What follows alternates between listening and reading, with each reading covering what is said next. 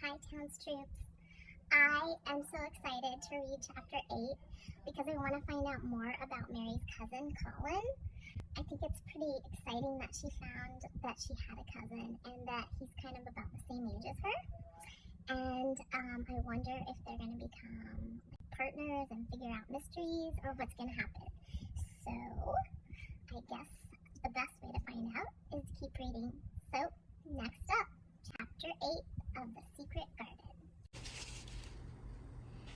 Chapter 8, Mr. Craven. Now when the master speaks to you, you are to answer back with a sir. You understand? Mrs. Medlock instructed. Yes, Mrs. Medlock, said Mary, trying to keep up with her as she marched down the corridor. The housekeeper stopped outside a heavy wooden door. And say nothing fanciful. He has enough concerns. And do not stare. She knocked and a bell rang from the inside. Mrs. Medlock gave Mary a warning nod and then opened the study door. Mary walked in bravely.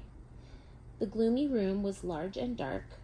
Heavy curtains parted across the windows, shutting out most of the daylight. There was a huge desk at one end with a reading light on it, and the wall behind was completely covered with pictures and display cases containing stuffed animals and birds. Mary's uncle was sitting at the desk. Come here, girl, he commanded, into the light where I can see you. She stepped forward, her attention caught by his hunchback. She looked away quickly, her eyes falling on a photo on his desk in a silver frame. It was a picture of Aunt Grace and Colin when he was a little boy. Her uncle saw her looking at it and quickly turned it face down. He spoke gruffly. Mrs. Medlock tells me you're cluttering up the place. She would have me send you to school.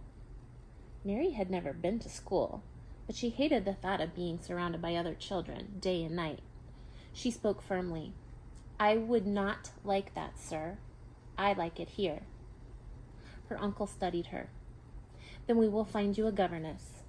No, I have no need for a governess, Mary said quickly. I have too much to learn from Misselthwaite. She paused and then added, Sir? Her uncle frowned. Misselthwaite, this house has nothing to teach a child. Mary knew that she had to convince him not to send her away to school or to get a governess.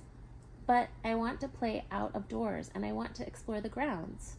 It was too hot to do that in India. He tapped a pen on the desk. Mary, I am obliged by the law that you must be taught. Mary met his eyes. Well, then we need to break the law, wouldn't we, sir? Her uncle's eyebrows rose slightly as their gazes locked. Mrs. Medlock says that she can see Alice, your mother, in you. Did she like my mother? Mary asked curiously. For she doesn't seem to like me. Her uncle didn't answer her question. It is not your mother I see, he said finally, looking away quietly. Mary frowned, but then understood. Do you mean that I remind you of my aunt, your wife? My mother once told me that I was like my Aunt Grace, too. It was an extremely hazy memory. She had been very young and chasing a large butterfly, giggling and laughing.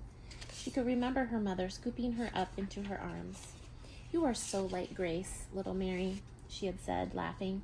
I cannot wait for her to meet you. It was the only time Mary could remember her mother hugging her. Her uncle studied her and then nodded. Very well. I have reached a decision. You do not have to go to school. But if you cause me any trouble, I will send you away in an instant.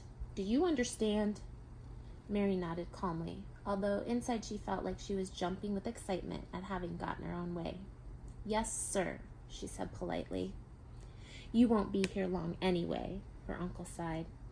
All women are destined to leave Misselthwaite, one way or another. He turned away and waved his hand at her. Now go on. Off you go. When Mary left the study, Mrs. Medlock was waiting outside. Mary walked straight past her. I am not to be sent to school, she said over her shoulder, and I am not to have a governess. She bit the back of her grin. Mrs. Medlock hurried after her. Are you not? She said in surprise. No, Mary said, Mr. Craven's orders. He doesn't want me to leave this house like all the other women folk." "What?" Mrs. Medlock threw an astonished glance back at the study door. "Please be sure to have Mrs. Pitcher supply me with my special sandwiches," Mary said. "I need extra meat because I need to grow." Mrs. Medlock gaped, and unable to hide her smile, Mary dashed away and went to her room. Later that morning, Mary returned to the fallen tree trunk where she had first met Jemima, the dog. It was a bright day, and the sky had hints of blue, although the thick white clouds still scuttled across it. Mary peeled apart the sandwiches that Cook had given her and took out one of the pieces of Spam. "I know you're there," she called, looking at the bushes, but the branches didn't move. "If you think I'm throwing away any of the pieces today, you're wrong. You need to come out and eat like a polite animal. You need to eat from my hand," Mary said. Finally, the dog poked her brown head out from behind a tree stump. Mary smiled and held out the piece of meat. The dog came over, slowly at first, but breaking into a trot as she got closer. Wagging her shaggy tail, she ate the Spam from Mary's hand, licking her fingers as she did so. Mary giggled as she felt Jemima's rough tongue. She fed her more of the slices, and then Jemima let her stroke her ears and her face. "You are a very nice dog, Jemima. Where have you come from?" Jemima backed away. Cocking her head to one side, she looked at Mary and barked. "Do you want to play again?" "All right, come on then," said Mary eagerly. Shoving the remains of the sandwich into her leather bag, she raced away with the dog at her heels. They charged through the gardens and down the grassy paths toward the moors. As they reached the end of the avenue, Jemima raced into the mist. "Wait, Jemima, we shouldn't go into the moors." Mary started to cry. Crack! There was a shrill howl, and Mary's heart skipped a beat. She ran toward the noise and saw Jemima had her leg caught in a horrible metal trap, the kind that poachers used to catch rabbits. "No!" gasped Mary. Jemima's yelps of pain stabbed through Mary like a knife. The metal jaws of the trap were crushing the poor dog's leg, and her eyes looked wild. As Mary crouched down, Jemima snapped at her. She was mad with pain. Mary jumped back in alarm. Jemima struggled, hurting her leg even more as she did so. No, please don't move anymore," Mary begged. Tears were welling in her eyes. She knelt down again, but more slowly this time. She murmured soothingly, trying to keep her voice from shaking. "It's going to be all right, Jemima. I'm going to help you, I promise.